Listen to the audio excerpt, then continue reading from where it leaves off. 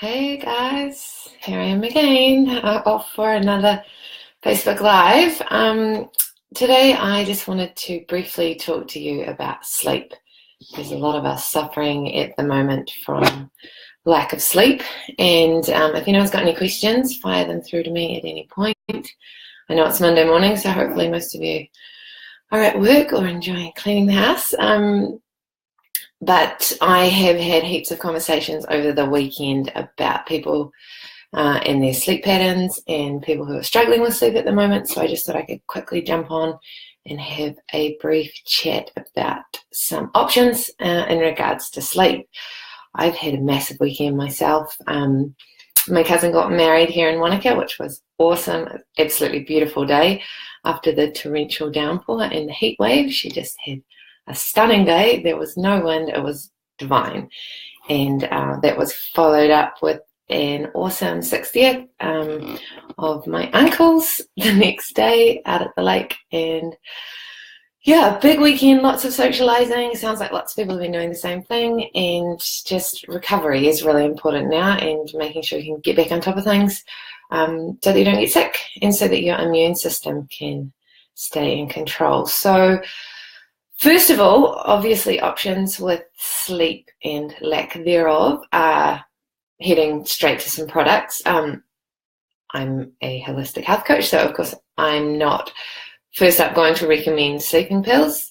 I know there's a time and a place for these, and that's really important that you have access to them when you need that. But today we're just going to talk about some natural options for sleep. So obviously you can head towards your chamomile teas before bed. Artemis do a great rest and repair tea that you can have before bed, or a sleep tea.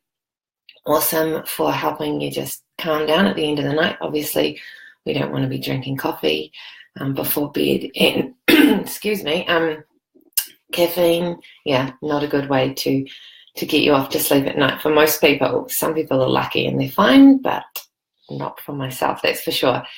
Then you've got things like Roman chamomile oils. I often use the doTERRA Roman chamomile oil with my children and myself just to calm us down. You've got lavender oils. There's heaps of different options out there for that. If you don't want to put it on the soles of your feet, which is a great place to put things, gets it into the bloodstream. Obviously diluting for small children or first-time users, but you can just put like one drop or two on a pillowcase or on the sheets of the person who's trying to get to sleep. It can really help if you're just smelling that relaxing smell. Then you've got things like cherry juice. That can be a really great build-up for children, especially to help them get to sleep over time. Have you ever noticed when you've eaten a whole lot of cherries how you feel really lethargic at the end of that? That's a really handy natural option to take before bed as well. Then, of course, we can drop into the back rescue remedies and the sleep drops and things like that. I've got lots of these available on my website. But again, heaps of other brands out there, lots of great options. T2 make a really nice Be Sleepy tea. That's another good option. Excuse me, my throat's having issues today. Another example of a big weekend of talking. Then, of course, with sleep, you need to think about your rituals and your routines. So before bed, what are you doing every night?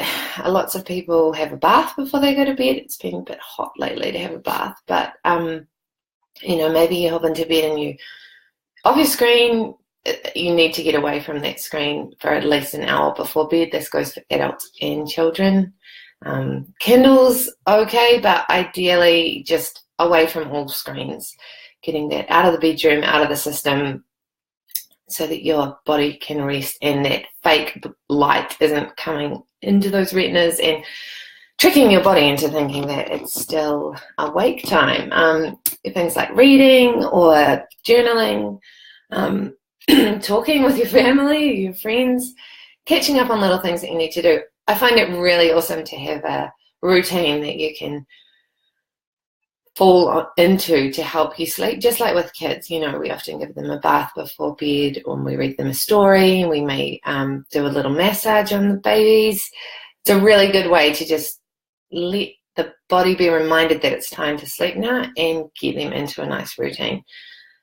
The same thing applies for adults. So find something that you enjoy and, do that before bed. Just let yourself slow down. Maybe it's reading a magazine. Maybe it's going for a nice stroll around the block to forget about the day. Maybe it's sitting down with your pet, your cat, your dog, and just patting them and being mindful and aware of what's going on. Just even getting your clothes ready for the next day for work, or if you're getting up early to exercise, getting them ready, just reminding your body and your brain that it's time to calm down, and it's okay to calm down. You are allowed to stop now. We can talk a little bit about journaling soon. That's another really awesome way to kind of move on from the day. Another thing I want to talk about is there's a few people who have been telling me they've been waking around 3 or 4:30 a.m. in the morning and just not being able to get back to sleep. This can be down to lots of things. Obviously, anxiety can play a huge part in this. You wake up, you realize, oh my God, I've got so much I need to do that day, and you start to go through this huge list in your mind. If you can get into journaling before bed, that can be a great way to get that stuff out of your head, because you know that you've actually written it down, so you don't need to worry about it and you can keep sleeping. It can also really be a response from the food that you've had before you've gone to bed, or even earlier that day. If your blood sugars are, rising up, you're eating too much sugar, refined sugar, and then they're crashing throughout the day. So up and down through processed foods and not real foods. Hi, Jen. That can really make it hard for your body. Throughout the night, it's still on that roller coaster. So 4 o'clock or 3 o'clock in the morning, it's waking up. It needs more food to keep going. So it seems like such a silly reason, but it's so important that throughout the day you're keeping those blood sugars level by keeping, your protein at bay, keeping those healthy fats in your system, keeping your water intake up, and just leveling out those blood sugars so that they can stay calm throughout the day. Oh my goodness, sorry. It's also important that the room temperature in your bedroom is not too hot. Hi, Rosaria. It can be really hard to keep a constant level of calm. If the room's getting too hot, it's horrible and impossible to sleep. A lot of people I know sleep with the window open. They find that really helps them just to keep a little bit cooler than normal. Otherwise, it's hard to really get into that rest and repair state for your body. Caffeine before bed, as we discussed before, is not good. It won't help you sleep. It's just going to pick you up, and again, it could be the reason you're waking at 3 or 4 in the morning. And caffeine doesn't just come in coffee. Obviously, it comes in tea, comes in green tea, matcha tea. There's lots of teas out there. Even chai tea has black tea in it, which has caffeine in it. So really assess what you're taking before you go to bed. And also things like cacao. Thanks, Rosaria. I hope you're feeling okay after the weekend.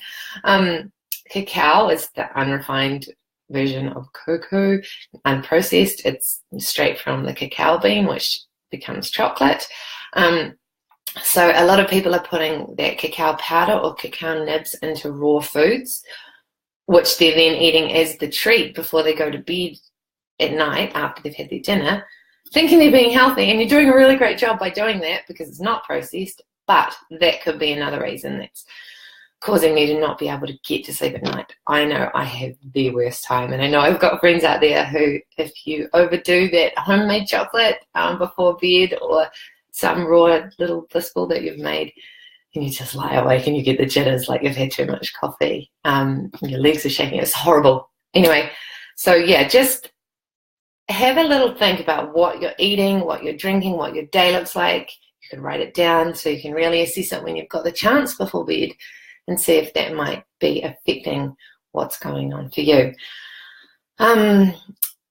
Another huge part of lack of sleep is stress. Obviously, this is a massive thing for a lot of people. And as much as I harp on about it, journaling, notebooking, drawing, keeping a diary, something like this can take such a load off you when you're trying to go to sleep at night. Gets everything out of your head. Basically, there's like a system. So you know, if you think of a graph, and at the peak of it, you've got anxiety because you're overthinking everything. You're constantly rotating these horrible, scary, worrying thoughts throughout your mind. And then at the other side of it, you've got boredom because you're bored. There's nothing to think about. There's nothing to do. In the middle is flow. Now, this falls into exercise. This falls into so many different parts of life. But if you can journal or write things down at the end of the day, you can either write what's been going on and what's been worrying you. You'll start to notice that you'll get into a flow, and you'll almost start to write a story unintentionally. And obviously, you're not publishing this story. It's just you getting your thoughts out. No one else needs to see this. It's so revitalizing and takes the stress out of your life because you're getting everything out onto the page. It's almost like you're telling someone what's going on. I guess it's like telling an animal. That person's not going to judge you. The diary's not going to judge you. The journal's not going to come back and tell you that, no, you can't think that way and you shouldn't think that way and how dare you say that and why are you worrying about something so stupid? You just write it down. And you'll find as you start to write that down, you start to learn more about yourself and you start to see patterns and you start to almost enhance passion around life and what's going on for you. And it's just huge and it's so powerful. And until you're starting to do it, you probably won't be able to understand. So I would highly recommend grabbing a journal and writing down. And then, of course, you can use this journal to write bullet lists of what you need to do tomorrow. If you wake up at 3 o'clock in the morning, it's right beside your bed. You can grab it and write everything down. And I know you've heard that, before. But trust me, it makes such a difference to get it out of your head. If you're not a writer, you can draw things down, doodle. This is for kids as well. They often can't express what's going on in their minds. They can't express how they're feeling, and they don't even know their feelings half the time, let alone to be able to find the words to express that. So if you just give them a pen and paper and they can draw and then doodle, and all kinds of things come out on the page. It's amazing what comes from my kids, that's for sure. And, you don't even have to ask them what they've drawn. Half the time they may not even show you, but I've found that it's been really helpful to get them to sleep. And, of course, it helps me to get to sleep. Oh, look at all this love that's coming at me. That's really nice. And some tears. Cool. So drawing helps you increase your self-exploration. I myself am not a epic drawer. However, when I do start to doodle, all kinds of things can come out. And I also find that when I'm drawing and not necessarily writing, I can solve problems. Things come to me that I haven't been aware of. They just, how things pop into your mind. So that's really cool. And can increase motivation. It can increase your self-esteem. And like I'm saying, it can decrease stress. Now, I've also got some notes here so that I make sure I cover everything on why you need to write. Clearly passionate about writing. So this, it laps over for drawing and writing or doodling or listing, whatever. But your creativity is inspired. You can write down those hopes and those dreams and those goals that you've got, and then you can go to sleep after that, and you can stop wishing for things. If you can see it on the page, then often things are more likely to happen if they're written down on the page. There's proven statistics that people who write their goals down or what they want to achieve, and this doesn't have to be huge goals, guys. This can just be something simple like breaking the hut down that's in the living room for tomorrow. It's more likely to happen because you've written it down. You're going to increase gratitude if you're writing down what's happened in your day. You're more likely to find something that you're thankful for because you're processing through the day. It's another form of mindfulness. So again, this is going to calm you down before bed.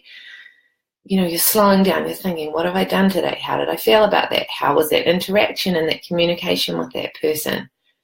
It makes you think more. It makes you more aware. It gets you out of your own head. And we all know our own heads can be our worst enemies at times. So You can enhance your values, and motivation and focus is huge. And yeah, just unleashing that overwhelm is a massive factor in life. So please try getting out of that dreariness of those constant thoughts going around and around, and just try this week, guys. Just try it for me. Come on, I'm Facebook Living. You can do this. Grab a journal, write down what's going on before bed, hide it. No one needs to see it. Rip it up at the end of the day, at the end of the week, and throw it in the bin. It doesn't bother me what you do, but I just want you guys to be able to sleep.